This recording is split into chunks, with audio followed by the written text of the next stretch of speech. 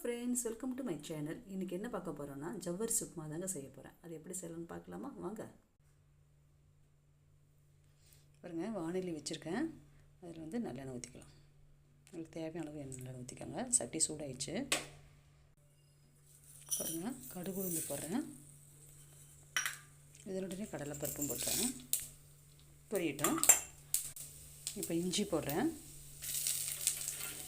ஒரு கருவேப்பிலை, ஒரு வரமிளகாய், கொஞ்சம் கருவேப்பிலை, ஒரு பச்சை மிளகாவும் வரமிளகாவும் போட்டுருக்கேன். ஒரு கருவேப்பிலை, கொஞ்சம் கருவேப்பிலை போட்டுருக்கேன். நல்லா வதக்கிக்கலாங்க. மஞ்சள் போட்டுக்கலாம். வேக வச்ச பாசிப்பருப்பு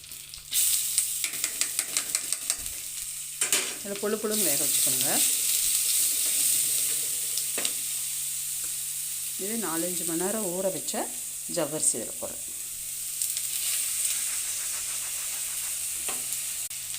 தண்ணி இல்லாமல் வச்சுக்கோங்க.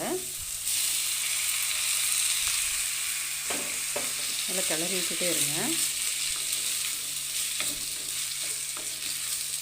உப்பு கடைசியில் போட்டுக்கலாம். கெட்டி போட்டுருங்க. பார்த்து கிண்டிகிட்டே இருக்கணும்.